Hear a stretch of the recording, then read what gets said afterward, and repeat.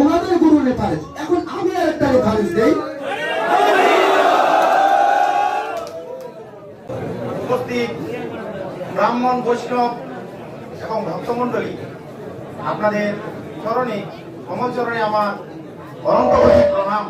এই কারণে প্রণাম, আমাদের আসলে পূর্বে যে আমরা কমিটির মুখ থেকে কিছু আলোচনা শুনেছিলাম, তো আমরা এখানে যুক্তি খণ্ডনের জন্যই আসছি। ওনারা বারবার এটা কথা আমাদের বলতেছে, আমাদেরকে যুক্তি খণ্ডন লাগবে, নাহলে এইভাবে 10 রাত যদিও চলে যায় কিচ্ছু লাভ নেই। আমরা এখানে জানার জন্য, বোঝার জন্যই এসেছি। তো সর্বপ্রথমে আমি বলবো যে সুপ্রিয় ভক্তগণ, আমরা সনাতন ধর্মকে যতই একজোট করার চেষ্টা করি না কেন, যখনই পরিবারের কেউ মারা যায় আর যখনই সেই ব্যক্তির শ্রাদ্ধ করার প্রসঙ্গ আসে, তখনই আমাদের 13 দিন, তোমাদের 16 দিন, আর তাদের 31 দিন, ওদের 10 দিন, 11 দিন, আমরা এইভাবে বিভ্রান্তি হই। তো শাস্ত্রে তার নিপুণভাবে কিছু তত্ত্ব দিয়েছে, যেটা আমাদের আজকে খণ্ডন করতে হবে বা আমাদের বুঝতে হবে। তো আর কেউ কেউ তো শাস্ত্র নিয়ে দেখিয়ে দেয় ব্রাহ্মণ 11 দিন, ক্ষত্রিয় 13 দিন, বৈশ্য 16 দিন, আর শূদ্র 31 দিন। কেউ কেউ কিন্তু শাস্ত্র নিয়ে এখানে দেখিয়ে দেয় যে আপনারা দেখেন আমরা এটা রেফারেন্স দিচ্ছি। তো প্রকৃতপক্ষে শ্রাদ্ধের প্রসঙ্গে আমাদের চোখে আঙুল দিয়ে দেখিয়ে দেয় যে আমরা কত ভাগে বিভক্ত এই সনাতন ধর্ম বা হিন্দু ধর্ম। আমাদের একটাই মত হওয়া উচিত। তো শাস্ত্রে আরো বললেন যে অথচ শাস্ত্রের মধ্যে এর সুন্দর সমাধান আছে, শুধুমাত্র সঠিক শাস্ত্র জ্ঞানের অভাবে এই শ্রাদ্ধের দিন বৈষম্য দূর করা যাচ্ছে না। আর ভুল করে শ্রাদ্ধ করে আমরা পরিবারের মৃত সদস্যদের মনে অজান্তে যে নরকগামী করছি, সেটাও আমরা বুঝতে পারছি না যে আসলে কোনটা ঠিক। তবে 12 ঠিক না 10-11 ঠিক। সম্মানিত বক্তা, সবাই অনুরোধ করছি আপনার পরিচয়টা দেওয়ার জন্য। আমার নাম শ্রী সুভাষচন্দ্র গোস্বামী, আমার বাসা ঠাকুরগাঁও। তো সভাপতি মহোদয়, শুরু করতে পারি? বুঝতে পারি না এই ধর্মসভাতে শাস্ত্রের মাধ্যমে আমরা প্রমাণ করব কিভাবে সকল বর্ণের আর সকল গোত্রের ব্যক্তিরা বিভিন্ন দিনে নয়, বিভিন্ন মতে নয়, বরং শাস্ত্র প্রমাণের ভিত্তিতে একই দিনে একই নীতি অনুসারে অনুসরণ করে শ্রাদ্ধ করতে পারবেন। জয় জয় রাধা। আর সঠিক দিনে সঠিক শ্রাদ্ধ করিয়ে পরিবারের মৃত সদস্যদের সদ্গতির উদ্দেশ্য লাভ করতে পারবেন। আশা করছি এই আলোচনা সভাটিতে সবাই উপকৃত হবেন। সুপ্রিয় ভক্তগণ, সুপ্রিয় দর্শক শ্রোতা, আপনাদের করজোরে অনুরোধ করব সবাই শুরু থেকে শেষ পর্যন্ত থাকবেন এখানে।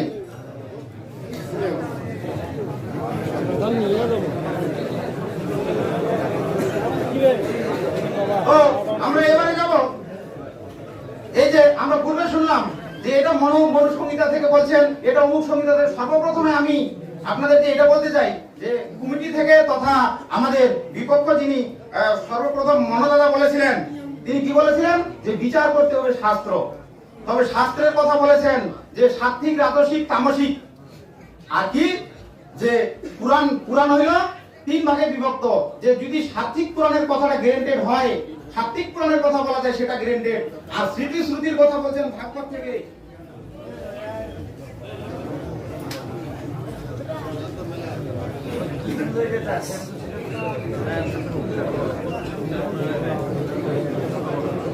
এখানে বলেছেন, আপনারা দেখবেন ভাগবতে 1814 পাতা, 11 স্কন্ধ, 12 অধ্যায়, 14 থেকে 15 শ্লোকে এখানে উদ্ধবকে বললেন, তুমি হে উদ্ধব, তুমি স্মৃতি শ্রুতি বিধি নিষেধ প্রভৃতি নিবৃত্তি পরিত্যাগ করে আমার শরণ নাও। এখানে বিধি নিষেধ প্রভৃতি নিবৃত্তিকে সমস্ত ত্যাগ করে একমাত্র রাধা কৃষ্ণের শরণ নিতে বলছে। তাই বলছেন যে আপনার গীতায় 18 অধ্যায়ের 66 নম্বর শ্লোকে সর্বধর্মাণ পরিত্যাজ্যং মামেকং শরণং ব্রজ। তাই গীতায় আরো বলছেন 9 অধ্যায়ের 25 নম্বর শ্লোকে ভূত পূজগণ ভূত লোকে যাবে, পিতৃ পূজগণ পিতৃ লোকে যাবে, দেবতা পূজগণ দেবলোকে যাবে, মদীয় ভক্তগণ আমাতে প্রাপ্ত হবে।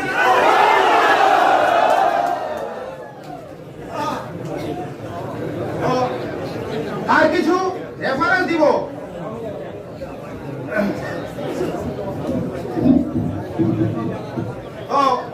আসলে আমাদের রেফারেন্স গুলা কতদূর গ্যারান্টেড হবে সর্বশেষে। আমরা যদি 1 লক্ষ রেফারেন্স দেই, আমি ছোট্ট করে একটা কথা বললি যে যখন আমরা অঙ্কের দৌড় দেই, যদি কোনো 10টা লোক দৌড় দেয়, 10টা ছাত্র দৌড় দেয়, প্রথম ছাত্রটা যদি দৌড়ে আগে যায়, ওর যদি অঙ্কটা সঠিক না হয় সেটা গ্যারান্টেড হয় না। আর শেষে যেই ছাত্রটা যায় যদি তার কথাগুলো গ্যারান্টেড হয়, সেটাই সে ফার্স্ট পুরস্কার হবে। তবে আমরা একটা জিনিস এখানে বুঝবো, রেফারেন্সের কথা বলে লাভ নাই। এখানে শাস্ত্র প্রমাণ লাগবে যে সাত্বিক, রাজসিক, তামসিক। যদি সাত্বিক পুরাণ থেকে প্রমাণ হয় তবে সেটা গ্যারান্টেড হবে। যদি বিপক্ষ বক্তব্য আমরাও রাজসিক এবং তামসিক পুরাণ থেকে প্রমাণ দেই, কোনো লাভ হবে না। শাস্ত্রে বলছেন যদি স্মৃতি শ্রুতি থেকে প্রমাণ দেই, আপনাদের পূর্বে ভাগবতে বললাম যে স্মৃতি শ্রুতি বিধি নিষেধ ত্যাগ করে একমাত্র আমার শরণ নাও, সেগুলো গ্যারান্টেড হবে না। এখানে গ্যারান্টেড কোনটা হবে? এখানে সাত্বিক পুরাণ, সাত্বিক পুরাণের ভিতরে এখানে লেখছেন সাত্বিক পুরাণের ভিতরে। হ্যালো হ্যালো, আমি পশ্চিম পাশের শ্রোতা মহোদয় অনুরোধ করতেছি, এখানে বলছেন আপনারা অতি বিহ্বল হবেন না প্লিজ। পরাশর মুনি রচনা করেছেন, শুনতে দিন শ্রী বিষ্ণু পুরাণ রচনা করেছেন এবং পদ্ম পুরাণ ব্রহ্মার মুখ থেকে উৎপন্ন হয়েছে। ভগবত মহাপুরাণ সুকমুনি দ্বারা কথিত ব্রহ্ম পুরাণ ভগবান ব্রহ্মা রচনা করেছেন এবং গরুড় পুরাণ ভগবান শ্রীহরি নিজেই রচনা করেছেন। জয় জয় রাধা কৃষ্ণ। তো এবারে আমরা যথাসত্যভাবে যতদূর আমরা পারি, এরপরে কিছু আরো রেফারেন্স দিব, কিঞ্চিত মাত্র দিয়ে গেলাম, এটা আংশিকও না। তো আপনারা এখানে দেখেন যে গরুড় পুরাণ উত্তরখণ্ড 6 অধ্যায় 10 নম্বর শ্লোকে যারা নিপুণ ভাবে শুদ্ধির ইচ্ছা আকাঙ্ক্ষা করেন, সপিণ্ডের মৃত্যু হলে 10 দিন অসহ্য পালন করবে। জয় জয় রাধা কৃষ্ণ প্রেমানন্দে। বরাহ পুরাণে বরাহদেব বললেন 188 অধ্যায় 4 নম্বর শ্লোকে যে পরের 10ম দিন কর্ম দ্বারা বস্ত্র ধৌত করিয়া তিল ও আমলক তৈল মধ্যহান্তে জ্ঞাতিবংশ স্নান ক্রিয়া সমাপন করিবে। শ্রী ভগবান আরো বলিলেন গরুড় পুরাণ উত্তরখণ্ডে 6 অধ্যায় 28 নম্বর শ্লোকে 10ম দিবসে গ্রামের বাহির ভাগে যাইয়া কেশ নখ সাধারণতে স্নানাদি কার্য করিয়া সেই বস্ত্র পরিত্যাগ করিবে। তবে আরো ভগবান বললেন যে কথা কি বললেন যে দশাং সময় সৌজন সপিণ্ডের সুবিধা হইতে, এটা বললেন। এই কথাটাই গরুড় পুরাণের কথাটাই আবার মনু নিয়ে গেছেন তার শাস্ত্রে, সেখানে তিনিও বলছেন যে অর্থাৎ সপিণ্ডের মৃত্যু হলে 10 দিনে অসহ্য পালন করবে। তো তারপর আবার বলেন মনুর 61 নম্বর শ্লোকে যে এখানে বলছেন 10 দিন, কি বলছেন যে মনুর মতেও সকল বর্ণের জন্য 10 দিন অসহ্য পালন বিধি। আরো বললেন মনু সংহিতার 59 নম্বর শ্লোকে অর্থাৎ সপিণ্ডের মৃত্যু হলে 10 দিন অসহ্য পালন করবে এবং গুণের তারতম্য অনুসারে 4 দিন অথবা 3 দিন এবং 1 গ্রহরাত্র মাত্র অসহ্য পালন হবে। শ্রী ভগবান আরো বললেন গরুড় পুরাণ উত্তরখণ্ড 6 অধ্যায়ের 19 নম্বর শ্লোকে পৃষ্ঠা 39, এখানে বলছেন যে 10ম দিনের পিণ্ড দানান্তে রাত্রি শেষে শুচি হইয়া থাকে। তো ভগবান বরাহ পুরাণে বললেন যে কি বললেন এখানে 11 দিনে যথাবিধি একদিষ্ট বিধি পিণ্ড দান করিবে, অনন্ত স্নানান্তে শুচি হইয়া প্রেত দেহে যজনা করিবে। আবার বললেন শ্রী ভগবান আরো গরুড় পুরাণে বললেন উত্তরখণ্ডে 6 অধ্যায়ের 39 নম্বর শ্লোকে দূর নিমিত্তে নারায়ণত্বে যদি নারায়ণ বলি দিতে হয় তবে তা একাদশ হয় কর্তব্য। আবার শ্রী ভগবান আরো গরুড় পুরাণে বলিলেন উত্তরখণ্ডে 6 অধ্যায়ের 51 নম্বর শ্লোকে একাদশ অথবা দ্বাদশ দিন আদ্য শ্রাদ্ধের দিন এবং প্রতি মাসে শুদ্ধ মিনতি দিতে মাসিক শ্রাদ্ধ করিবে, 2টি দিনেই মাত্র শ্রাদ্ধ দিন। আবার শ্রী ভগবান আরো গরুড় পুরাণে বলিলেন উত্তরখণ্ড 6 অধ্যায় 70 নম্বর শ্লোকে মানুষের প্রথমত 11টি বিধান অনুসারে শ্রাদ্ধ কার্য করিবে। আবার শ্রী ভগবান আরো বলিলেন গরুড় পুরাণ উত্তরখণ্ডে 6 অধ্যায় 40 নম্বর শ্লোকে কৃষৎসর্গ, যেটা আমাদের কাকা বাবু পূর্বে বলেছেন, ওনারা গ্রেন্টেড মনে করেন নেই, তবে শাস্ত্র আমাদের প্রমাণ দিবে শেষে যে কোনটা সাত্বিক পুরাণের কথা বলা হলো। জয় জয় রাধা কৃষ্ণ। বললেন যে কৃষৎসর্গ উত্তর দিনই করবে, যে প্রেতের উদ্দেশ্যে একাদশ হয় কৃষৎসর্গ না হয় শত শত শ্রাদ্ধ করলেও প্রেত তো বিমুক্ত হয় না। তো শ্রী ভগবান আরো বলিলেন গরুড় পুরাণ উত্তরখণ্ডে 6 অধ্যায় 44 নম্বর শ্লোকে একাদশায় যদি বিষের অভাব হয় তবে দর্পপিষ্ট দ্বারা বিষ নির্মাণ করিয়া তাহাকে উৎসর্গ করিবে। শুধু ভক্তমণ্ডলী কিঞ্চিত, এটা কিচ্ছুই না, আরো অনেক প্রমাণ আমরা সময় সাপেক্ষে আপনাদের দিব, কৃপা রাখবেন। তবে আমার বিষয়টা একটু আপনারা বোঝার চেষ্টা করবেন যে আমরা এখানে বুঝতে এসেছি। তবে কাকা বাবু আমাদের পূর্বে বুঝাচ্ছিলেন, কিন্তু আমরা বুঝি না, আমরা শ্রাদ্ধ নিয়ে করে গেছি, কিন্তু এই শ্রাদ্ধ করে যে আমাদের মাতা পিতারা নরকে যাচ্ছে এটা আমরা খোঁজ রাখছি না। তো এখানে বলছেন, ওনারা বলছেন বিভক্ত দলীয়, যেটা আমাদের বক্তারা বলছেন 13 দিন নাকি সুনির কি বলছেন কথাটা, যে সুনিপুণ ভাবে ওইটাই দিন। এখানে বলছে কিন্তু, এখানে বলছে কি, কিন্তু যখন 13 দিন আসে তখন মৎস্য পুরাণ এবং গরুর পুরাণ একত্রিত বলছে যে 13 দিন গরুর প্রতি গৃহ সর্পের ন্যায় সেই জীবকে বন্দী করে জমকিঙ্করেরা জমালয়ে নিয়ে যেতে থাকে। গৃহ পুত্র কন্যা আত্মীয় স্বজন কেউ তার সাথে যান না। যদি যান না তাই 13 দিন কার শ্রাদ্ধ হয় এটা আমাদেরকে একটু বুঝাই দিবেন। অর্থাৎ 13 দিনের দিন সেই আত্মা গৃহ থেকে বেরিয়ে জমালয়ের উদ্দেশ্যে যাত্রা শুরু করে। আর সবচাইতে উল্লেখ্য বিষয় হচ্ছে মৎস্য পুরাণ গরুর পুরাণ, এই উদ্ধৃতিগুলোর কোনো বিরোধাক্ষ নেই। এগুলা শ্রী ভগবানের মুখ থেকে যেগুলো আসছে, যেগুলো সাত্বিক পুরাণ, এগুলা কোনো বিরোধ নেই। এই যে মনু ঋষি লেখছেন যে দেবতা অবতার, যদি এগুলোর ভিতর ইয়া ঘটে, মতানৈক্য ঘটে, শাস্ত্রে সেটা প্রমাণ করে দিচ্ছেন। মতানৈক্য দিন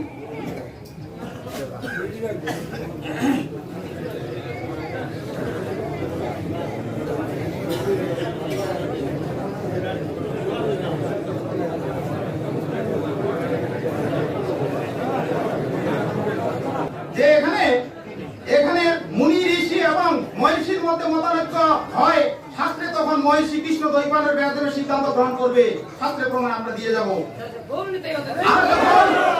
আর যখন ঋষি বা ভগবান অবতারের যথা মৎস্য কুর্ম করা হয় মধ্যে পার্থক্য বা মতানৈক্য শাস্ত্রে হবে, তখন পুরাণগুলিতে বারবার করে প্রমাণ করে দিয়েছেন ভগবান অবতারদের মতানৈক্যই সর্বশ্রেষ্ঠ প্রাধান্যতা পাবে। আর যখন ভগবানের অবতার সাক্ষাৎ ভগবান শ্রীকৃষ্ণের উক্তির মধ্যে মতানৈক্য হবে, শাস্ত্রে তখন ভগবান শ্রীকৃষ্ণের উক্তি সর্বপ্রয় করণীয় হবে।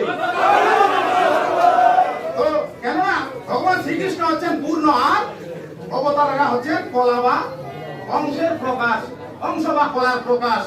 আর যেটা পুরাণের কথা বললাম, সাত্বিক রাজসিক এবং তামসিকের মধ্যে মতানৈক্য হলে সাত্বিক পুরাণের নির্দেশনাই সর্বোপরি হবে।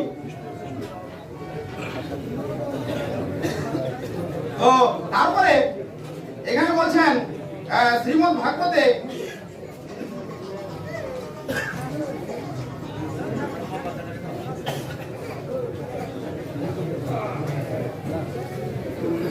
তাই আরো বললেন যে এবার কোন বর্ণের লোক কতদিন শ্রাদ্ধ করবেন এখানে তাই বিচার করা হচ্ছে।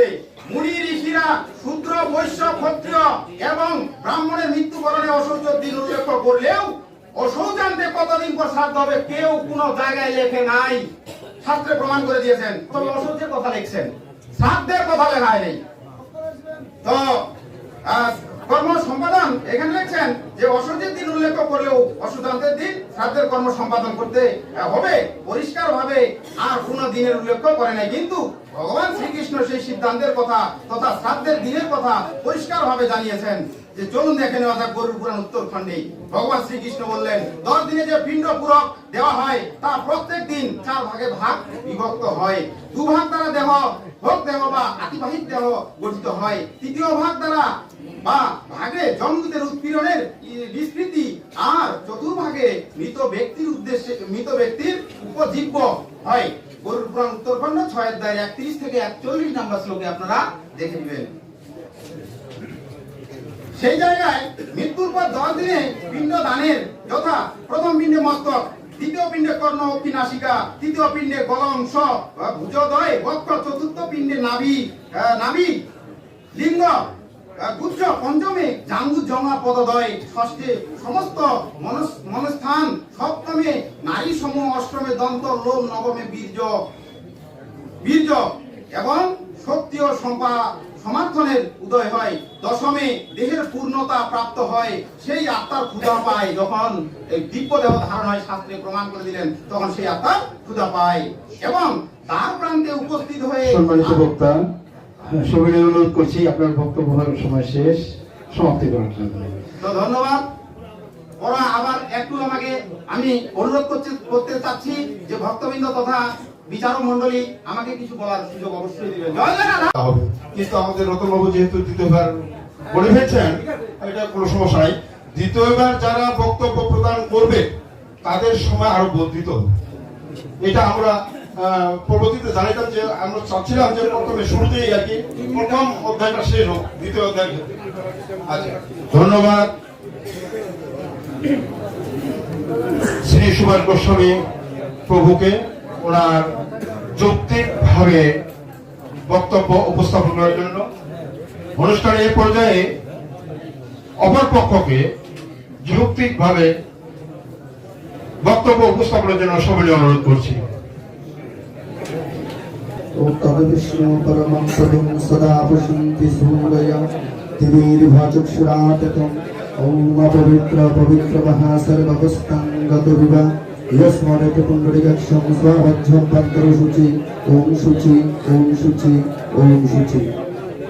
যাই হোক, আজকে আমাদের এখানকার মূল যেটি আলোচনার বিষয়বস্তু, আমাদের মূল আলোচনার বিষয়বস্তু হচ্ছে যে 4 বর্ণের অসুস কি একই। আপনারা একটু নাম বলতে হবে। আমার নাম হচ্ছে শ্রী রূপম চক্রবর্তী, আমি রংপুর থেকে এসেছি।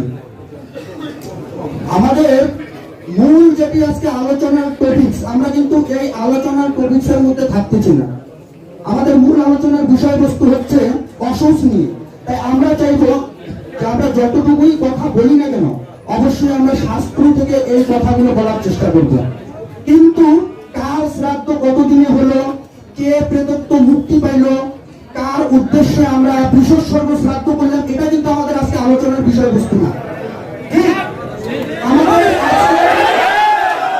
আমাদের আজকে আলোচনার মূল বিষয়বস্তু হচ্ছে অসুস। অসুস কি? যে আমাদের অসুস হচ্ছে যে কোন পরিবারের যদি কেউ মারা যায়, এই মারা গেলে সেই পরিবারটি কিছু দিনের জন্য অসুচি হয়, মানে অসুচ হয় সেই পরিবারটি কিছু দিনের জন্য। এই অসুচটা কার কতদিন থাকবে, এটা হচ্ছে আমাদের আজকে আলোচনার মূল বিষয়বস্তু। তাই আমরা আলোচনা করব যে কার অসুচ কতদিন, কার শ্রাদ্ধ কতদিনে হয়েছে, কে একাদশাহী শ্রাদ্ধ করবে, আবার কার বৃষস্বর্গ করলে কি হবে, কোনটি সাত্ত্বিক, কোনটি রাজসিক, কোনটি তামসিক, এগুলো কিন্তু আমাদের আলোচনার বিষয়বস্তু না।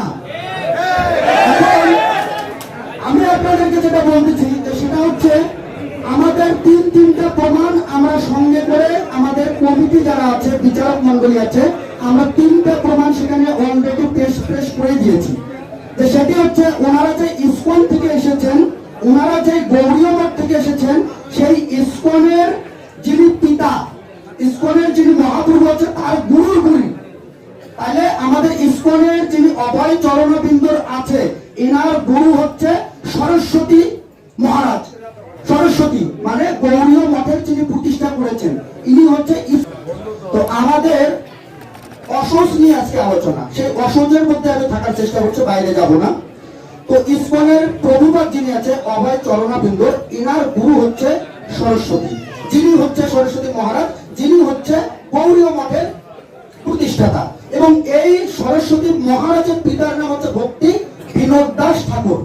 এই ভক্তি বিনোদ দাস ঠাকুরের একখানা গ্রন্থ আছে, সেটার নাম হচ্ছে জৈব ধর্ম। সেই জৈব ধর্মে স্পষ্টভাবে লেখা আছে যে যদি কোনো যাগ যজ্ঞ করতে হয়, এই যাগ যজ্ঞ করতে হলে সেই যাগ যজ্ঞ করণে ব্রাহ্মণ গৃহে শ্রৌত জন্মের প্রয়োজন হয়, মানে ব্রাহ্মণ গৃহে জন্ম করা লাগবে, তাহলেই সে ব্রাহ্মণ হবে। অপর বর্ণ যদি তার থেকেও বেশি কিছু জেনে থাকে, তবুও সে অন্যান্য কর্মগুলো করতে পারবে না। এখন আমি যাচ্ছি যে যারা আমাদের বিপক্ষ দলীয় যারা আমাদের আসছে, সেই বিপক্ষ দলীয় যিনি অভয় চরণবিন্দুর একখানা গ্রন্থ লেখা আছে ভক্তি রসামৃত সিন্ধু, সেই ভক্তি রসামৃত সিন্ধুতে আমরা ওখানে দিয়ে দিয়েছি যে ওখানে লেখা আছে যে কোন পরিবারের যদি কেউ মারা যায়, সেই পরিবারটি কিছু দিনের জন্য অসুচি হয়ে যায়। আমাদের টপিকটা একটু ভালো করে শুনবেন। যদি কোন পরিবারের কেউ মারা যায়, সেই পরিবারটি কিছু দিনের জন্য অসুচি হয়ে যায়। এই অসুচ অবস্থা ব্রাহ্মণদের জন্য তিনি বলে দিয়েছেন, মানে অভয় চরণবিন্দু বলে দিয়েছেন যে এই অসুস্থ অবস্থা ব্রাহ্মণদের জন্য 12 দিন এবং ক্ষত্রিয় ও বৈশ্যের জন্য 15 দিন এবং যদি কেউ শূদ্র থাকে তাহলে সেই শূদ্রের জন্য 30 দিন। মানে এটা হচ্ছে আমাদের অসুস্থ ব্যবস্থা, যেটা ওনাদের গুরু যে আছে অভয় চরণবৃন্দ, উনি ভক্তি রসামৃত সিন্ধুতে খুব চমৎকার ভাবে কথাটি বলে দিয়েছেন। কিন্তু আজকে আমাকে অবাক লাগতেছে যে ওনাদের যে প্রভুপাদ আছে, ওনাদের যে গুরু আছে, সেই গুরুর যে বই আছে লিখিত, সেই বইটাকে ওনারা মানছেন না। এটা হচ্ছে ওনাদের গুরু রেফারেন্স। এখন আমি আর একটা রেফারেন্স দেই, এখন আমি রেফারেন্স দেই শাস্ত্র থেকে, একটা রেফারেন্স দিই। ওনারা তো আমাদের পক্ষের যারা আছে অনেক রেফারেন্স দিয়েছেন, আমি একটা মাত্র রেফারেন্স দিই। আমাদের মূল আলোচনা হচ্ছে অসুস্থতার কতদিন। এখন আমি এটা গরুর পুরাণ থেকে একটা অসুস্থের একটা রেফারেন্স দিই। গরুর পুরাণে লেখা আছে যে দশাহং প্রাহারা শৌচং স্বপিন্দেষু বিপশ্চিত মৃতেষু বাত জাতেষু ব্রাহ্মণানাম দ্বিজোত্তমা। কথাটা একটু ভালো করে শুনবেন। বলছে দশাহং প্রাহারা শৌচং স্বপিন্দেষু বিপশ্চিত মৃতেষু বাত জাতেষু ব্রাহ্মণানাম দ্বিজোত্তমা। এখানে বলছে বাংলায় যে ব্রাহ্মণের জন্ম কিংবা মরণে জাতিবর্গের অসুচ হয় 10 দিন। কথাটা একটু ভালো করে বুঝে যান। এটা লেখা আছে গরুর পুরাণের পূর্বখণ্ডের 50 নম্বর অধ্যায়ের 81তম শ্লোকে। আমাদের মূল আজকে আলোচনার বিষয়বস্তু কি, যে কার অসুচ কতদিন। ওনারা যে এতক্ষণ থেকে আমাদেরকে যে রেফারেন্স গুলো দিল, যে কথাগুলো বললো, ওনারা কিন্তু একবারও বলেন নাই যে এই যে একাদশাহে করতেছি, এই একাদশাহে সকল বর্গের এইরকম আমাদেরকে একটা প্রমাণ ওনারা দেখাবে যে একাদশাহে যে শ্রাদ্ধ করবো, এই একাদশাহে কার শ্রাদ্ধ করবো। ওনারা স্কন্দ পুরাণ থেকে প্রমাণ দিলেন, মনু সংহিতা থেকে প্রমাণ দিলেন, পদ্ম পুরাণ থেকে প্রমাণ দিলেন, কিন্তু ওনারা একবারও বললেন না যে এই একাদশায় যে শ্রাদ্ধ হবে, এই 10 দিন যে আমরা অসুচ পালন করবে, অসুচ অন্তে যে আমরা শ্রাদ্ধটি করব, এই শ্রাদ্ধ যে একাদশায় হবে সেটি ব্রাহ্মণ করবে, কিংবা সেটা ক্ষত্রিয় করবে, কিংবা সেটা বৈশ্য করবে, কিংবা সেটা শূদ্র করবে, আর না হয় সেই শ্রাদ্ধ সকল বর্গে একাদশায় করবে। এরকম প্রমাণ কিন্তু ওনারা একটাও আমাদেরকে দেন নাই। কিন্তু আমি আপনাদেরকে প্রমাণ দিচ্ছি যে একাদশায় শ্রাদ্ধ যদি কেউ করেই, তাহলে এই শ্রাদ্ধ করবে শুধুমাত্র ব্রাহ্মণ। 10 দিন অসুচ পালন করে 11 দিনে শ্রাদ্ধ করবে ব্রাহ্মণ। আর ক্ষত্রিয় যারা আছে এরা 12 দিন অসুচ পালন করে এরা শ্রাদ্ধ করবে 13 দিনে। যারা বৈশ্য আছে এরা 15 দিন অসুচ পালন করে শ্রাদ্ধ করবে 16 দিনে। এবং যারা শূদ্র আছে এরা 30 দিন অসুচ পালন করে শ্রাদ্ধ করবে 31 দিনে। একদম সহজ একটা হিসাব। সেই হিসাবের খাতিরে আমি প্রমাণ দিচ্ছি যে গরুর পুরাণ আবার আসেন, যে গরুর পুরাণের পূর্বখণ্ডের, একটু আপনারা যারা বিচারক মন্ডল আছে একটু দয়া করে নোট করে রাখবেন, যে গরুর পুরাণের পূর্বখণ্ড 106 নম্বর অধ্যায়ের 19 নম্বর শ্লোক। ওনারাও গরুর পুরাণ থেকে রেফারেন্স দিয়েছেন, কিন্তু ওনারা গরুর পুরাণ থেকে যে রেফারেন্স গুলো দিয়েছেন, ওনারা বলেন নাই যে একাদশায় যে শ্রাদ্ধ করবে এটা কার শ্রাদ্ধ হবে, কিংবা আমরা যে 10 দিন 12 দিন 15 দিন 30 দিন পালন করব, এই অসুস্থতা কার জন্য হবে। সকলের জন্যই, সকল বর্ণের জন্যই, ব্রাহ্মণের জন্য, ক্ষত্রিয় বৈশ্য না শূদ্রের জন্য ওনারা বলেননি। কিন্তু আমি আপনাদেরকে বলছি, আপনারা নোট করেন, গরুর পুরাণের পূর্বখণ্ডের 106 নম্বর অধ্যায় 19 নম্বর শ্লোকে বলছে দশ দ্বাদশ বর্ণানাং তথা পঞ্চদশৈব চ ত্রিংশত দানানি চ তথা ভবতি প্রেত সুতকম। যে কোন জাতির জন্ম কিংবা যদি কোন জাতির ব্রাহ্মণ হোক, ক্ষত্রিয় হোক, বৈশ্য হোক, শূদ্র, এদের পরিবারে যদি কেউ জন্মগ্রহণ করে কিংবা কেউ যদি মৃত্যুবরণ করে, তাহলে সেই জাতির জন্ম কিংবা মরণ হলে ব্রাহ্মণের 10 দিন। আমার কাছে রেফারেন্স আছে, আমরা রেফারেন্সটা বলেই দিয়েছি, বইও আছে আমাদের সাথে, আমরা চাইলে আরো দেখাইতে পারবো। সেখানে বলছে যে জাতির জন্ম কিংবা মরণ হলে ব্রাহ্মণের 10 দিন। তাহলে এই যে 10 দিন যে অসুচ পালন করতে হবে, এটা কার জন্য বলছে? বলছে ব্রাহ্মণের 10 দিন। সেরকম ক্ষত্রিয় অসুচ কতদিন হবে? বলছে দ্বাদশ মানে 12 দিন। এবং বৈশ্যর যদি হয় তাহলে তার জন্য বলছে 15 দিন, এবং যদি শূদ্র হয় তার জন্য বলছেন 30 দিন। এটি গরুর পুরাণে একদম স্পষ্ট ভাবে আলাদা আলাদা পৃথক পৃথক ভাবে মানে অসুচ যে ব্যবস্থা আমাদের আছে, এই অসুচ ব্যবস্থা বলে দিয়েছেন। এখন আমরা আসি যে ওনারা তো পড়েই আছে যে একাদশ দ্বাদশ ও ত্রয়োদশ দিনে এগুলাতে শ্রাদ্ধ নিয়ে পড়ে আছে, যে 10 দিন 12 দিন 15 দিন 30 দিন এগুলোতেই পড়ে আছে। এখন আমি একটা কথা বলি, আচ্ছা যারা অ্যাক্সিডেন্ট হয়ে মারা যায়, যারা দুর্ঘটনাবশত মারা যায় এদের শ্রাদ্ধ কতদিনে হবে? 11 দিনে হবে? 11 দিনে হবে শ্রাদ্ধ? এনারা এখনো পড়ে আছে যে 10 দিন, 12 দিন, 15 দিন কিংবা 30 দিন অসুস্থ নিয়ে। কিন্তু যে ব্যক্তিটি, সেটা যেই পরিবারেরই হোক, ব্রাহ্মণ, ক্ষত্রিয়, বৈশ্য, শূদ্র, যাই হোক, সে যদি দুর্ঘটনাবশত মারা যায়, জলে পড়ে মারা যেতে পারে, কিংবা উপর থেকে মারা যেতে পারে, কিংবা অ্যাক্সিডেন্ট হয়ে মারা যেতে পারে, তাহলে তার শ্রাদ্ধ কতদিন হবে, তার অসুস্থ কতদিন হবে, এটার আমি প্রমাণ দিচ্ছি। প্রমাণটা লিখে নেন। গরুড় পুরাণের উত্তরখণ্ডের 38তম অধ্যায়ের 2 নম্বর শ্লোকে স্পষ্টভাবে বলে দিয়েছে যে এই রূপে দাহাদি করিয়া ত্রিরাত্র অসুস পালন করিবেন। যে অনন্তর প্রেতকে মোচন করিয়া, মানে যারা দুর্ঘটনাবশত যদি কোনো ব্যক্তি মারা যায় তাহলে তাদের দাহ কার্য কিরূপ হবে সেটা বলছে, যে সেই প্রেত মূর্তিকে দাহ করিয়া ত্রিরাত্র অসুস পালন করিবে। তাহলে ত্রিরাত্র যদি অসুস পালন করে তার পিণ্ড আমরা কেমন করে দেব?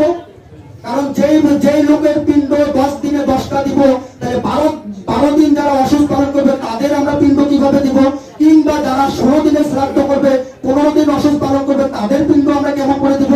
তাহলে এটা তো গেল অসৌচে। তাহলে যারা দুর্ঘটনাবশত মারা গেল এদের পিণ্ড এদের শ্রাদ্ধ যদি 4র্থ দিনে হয়, 3 দিন অসুস পালন করে, তাহলে তাদের পিণ্ড আমরা 10 দিন কিভাবে দিব? এটা একটা আমাদের একটা জিজ্ঞাসার মধ্যে একটা থেকে গেল। কমিটি মহোদয় একটু আপনারা দৃষ্টি অবশ্যই রাখবেন। যাই হোক, এটা একটা গেল। এখন আমি আপনাদেরকে একটা প্রমাণ দিচ্ছি অমিয় নিমাই চরিত থেকে। এই অমিয় নিমাই চরিতে গোবিন্দ ঘোষের শ্রাদ্ধ হয়েছিল। গোবিন্দ ঘোষের শ্রাদ্ধ, এই গোবিন্দ ঘোষকে, এটি হচ্ছে স্বয়ং চৈতন্য মহাপ্রভুর প্রত্যক্ষ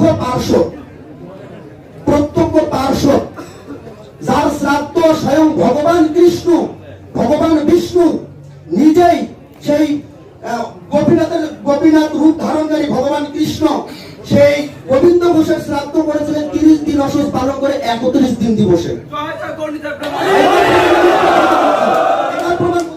এটার প্রমাণ পাবেন অমিয় নিমাই চরিতে 5ম খণ্ডের 1ম অধ্যায়ে, 757 নম্বর পৃষ্ঠায়। সেখানে কি বলছে? যে গোপীনাথ মানে স্বয়ং ভগবান কৃষ্ণ বলছেন, যখন গোবিন্দ ঘোষ মারা যায়, এই গোবিন্দ ঘোষ মারা যাওয়ার পর ভগবান কৃষ্ণ ওই মন্দিরের যে সেবায়ত ছিলেন, সেই সেবায়তকে এই ভগবান কৃষ্ণ নিজের স্বপ্ন দেখিয়েছিলেন এবং স্বপ্নের মাঝে বলেছিলেন যে আমি গোবিন্দ ঘোষকে পিতৃতুল্য মনে করি, তাকে আমি পিতারূপ মনে করি।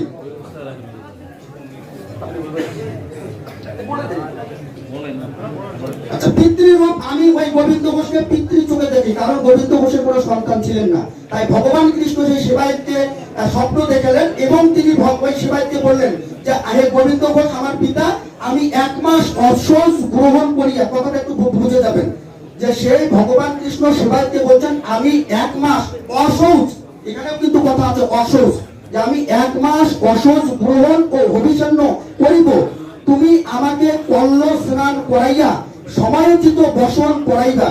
তখন সেবায়িত এই অলৌকিক ব্যাপারে কিছুকাল স্তম্ভিত থাকিলেন, পরে সাহসী হইয়া বলিলেন, ঠাকুর, ভগবান কৃষ্ণকে ওই সেবায়িত বলছেন যে ঠাকুর, সত্য কি আমার সহিত কথা কইতেছ তুমি? যদি সত্য তুমি কথা কইয়া থাকো তবে তোমাকে আমি কি রূপে কাঁচা পড়াইব, লোকে আমাকে কি বলবে? ঠাকুরের লীলা স্মরণ করো। তাহাতে গোপীনাথ বলিলেন, মানে ভগবান কৃষ্ণ বলছেন যে আমি আমার পিতার নিকট প্রতিশ্রুতি আছি যে তাহার শ্রাদ্ধ করিব। মাসান্তে, কথাটা ভালো করে বোঝা যাবে, একটু নোট করবেন কমিটি মহোদয়, যে মাসান্তে আমি শাস্ত্র সম্মত সর্বসম্মুখে সমুদায় কার্য করিব ও নিজ হস্তে পিণ্ডদান করিব। তুমি আমার আজ্ঞা অনুসারে সমুদায়ে কার্য করো, তোমার কোনো শঙ্কা নাই।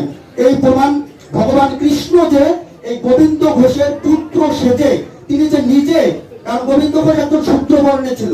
আমাদের শাস্ত্রের থেকে আমরা যতগুলো রেফারেন্স দিয়েছি সেখানে ব্রাহ্মণ, ক্ষত্রিয়, বৈশ্য, শূদ্র এই 4 বর্ণে যে আলাদা আলাদা অসুচ হয়, এই অসুচগুলো কিন্তু আমরা দেখিয়েছি প্রমাণ সাপেক্ষে। তাই তদ্রূপ এখানে যে শূদ্র, এই গোপীনাথ যে ঘোষ ছিল, গোবিন্দ ঘোষ, এই গোবিন্দ ঘোষ হচ্ছে শূদ্র। তাই ভগবান স্বয়ং কৃষ্ণ নিজেই তাকে শূদ্র বর্ণ হিসেবে সেটিকে তিনি শাস্ত্র বিধিকে মেনে তিনি স্বয়ং নিজে 30 দিন অসুচ পালন করে 31 দিন দিবসে তিনি স্বয়ং নিজ হাতে শ্রাদ্ধ করেছেন। তাহলে ভগবান কৃষ্ণ যদি আলাদা আলাদা অসুস পালন করতে চায়, তিনি যদি সূত্রের শ্রাদ্ধ 30 দিন অসুস পালন করে 31 দিবসে করে থাকে, তাহলে আমরা কি এসেছি যে আমরা আজকে এখানে এসে কলিযুগে বলছি যে আমরা সকলের শ্রাদ্ধ 11 দিনে করবো? আপনারা একটু যারা আছেন এখানে ভক্ত শ্রোতা মন্ডলী, আপনারা একটু বিচার করবেন আমাদের আলোচনার বিষয়বস্তু যেটি, সেটি হচ্ছে অসুস আর কতদিন। আমরা কিন্তু এটা নিয়ে অসংখ্য প্রমাণ দিয়েছি, এখনো আমাদের মহাভারত আছে, এখনো আমাদের সম্মানিত বক্তা, দয়া করে আপনি সমাপ্ত করুন আপনার আচ্ছা, সময়। ঠিক আছে, ধন্যবাদ। আমি আমার বক্তব্য এখানেই থাকছি। তবে আমি আশা করব যে আমরা যত